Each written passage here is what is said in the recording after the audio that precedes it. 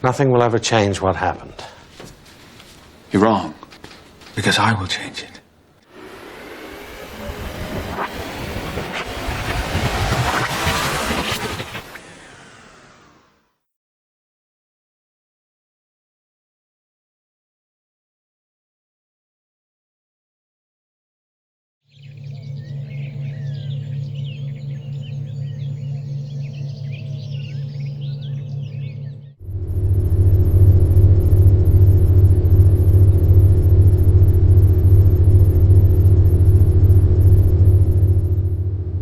Hello, and welcome to the third episode of Time Travel Talk.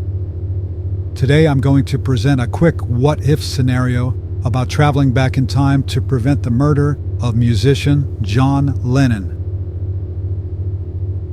For those of you who may not be familiar with him, he was responsible for the creation of the musical group called the Beatles, who are widely considered the most famous and influential band in music history, despite only being together for about 10 years between 1960 and 1970. John's status as an ex-Beatle provided him with continued visibility, and he often used that to promote his opinions on social and political issues throughout the 1970s. On the evening of December 8th, 1980, after returning from a recording studio session, Lennon and his wife arrived back at their New York City apartment building to spend a little time with their 5-year-old son before going out to dinner.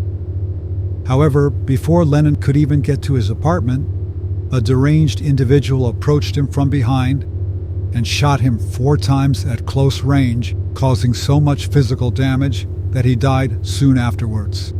This event caused a massive wave of shock and sadness for millions worldwide. This included many people hanging around the apartment building just after the murder, and a scheduled vigil on December 14th, where more than 50,000 people gathered in and around Central Park, located across the street from Lennon's residence. So, what if you wanted to change all of that, and you happen to have a time machine?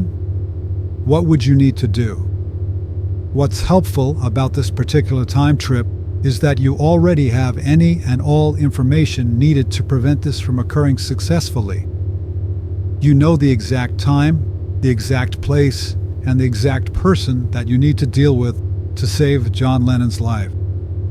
That person is 25-year-old Mark David Chapman, who traveled all the way from his residence in Hawaii to New York City, specifically to commit this act.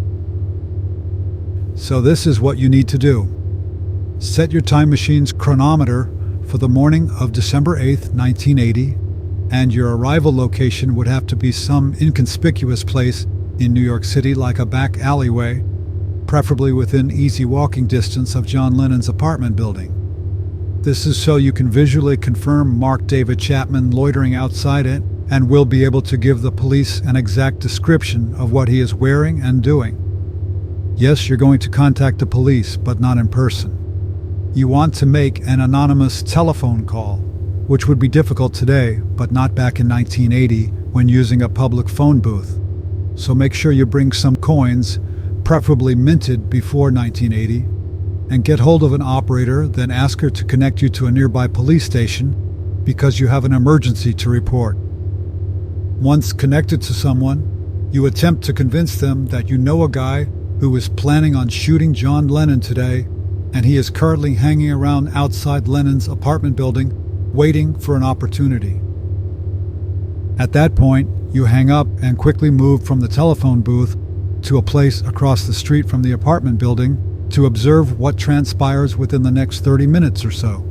Hopefully, if your phone call was taken seriously, you'll witness a police car calmly approach Chapman and the officers getting out to talk with him.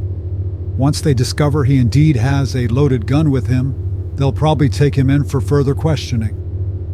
If this occurred, I believe it would now be very unlikely that he would ever have an opportunity to shoot John Lennon, because it's also probable that Lennon would be notified in some way by the police regarding the anonymous phone call and a guy hanging around with a gun, prompting Lennon to now take indefinite precautions when being out in public.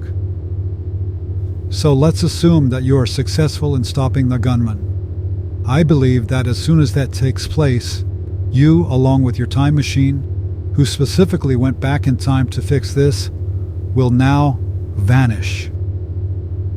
The reason for your disappearance is that time has now been rewritten, and since he didn't die, you won't be going back intending to stop it. Many would now say that creates a paradox. The new changes in a single timeline only happen after the change. The fact that you did go back in time originally doesn't change.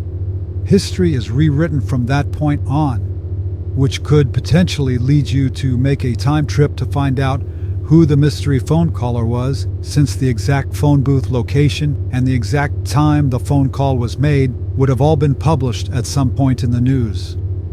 It might be startling to discover that it was you who made that call.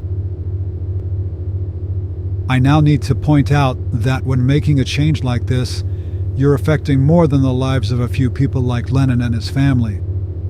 Every person has what I refer to as a daily life trajectory, or DLT for short. It basically means every action experienced by each of us has some kind of reaction that constantly adjusts our movements in time moving forward. Sometimes these adjustments are big, sometimes small. Most of us have daily routines that can potentially be altered by so many different things. In this case, it would be the many people who were emotionally impacted by Lennon's death. I'll just give you a simple example of what I'm talking about. Let's say there's a young couple who are determined to have a baby, so it's their daily routine to have sex just before going to sleep. But on the night of December 8th, they learn while watching TV that John Lennon has died, and being big fans of his, this is so upsetting to both of them that they don't have sex that night. Perhaps not for several nights. Where am I going with this? Well, in the original timeline, the woman conceives a child on the night of December 8th, which was going to be a girl. In the changed timeline, that conception is delayed for perhaps days, and now they end up with a boy who, after reaching adulthood, gets married and they have children, who in turn eventually grow to have their own children, all of whom wouldn't have existed before. And that's just one of many alterations in people's lives that could happen after changing something in the past. I personally would not use this as an excuse to never change the past, because the changes might mostly be good, but it's something that any time traveler has to seriously think about. There is one thing I would try to do before attempting this particular time trip. I would want to get together with John Lennon's sons, Julian and Sean, tell them what I was planning, and make sure it's okay with them. You might think they would obviously say, yes, please do it, but not necessarily. Remember, everyone's daily life trajectories are affected by the people in or out of their lives. So would Julian and Sean's lives be better or worse had he lived?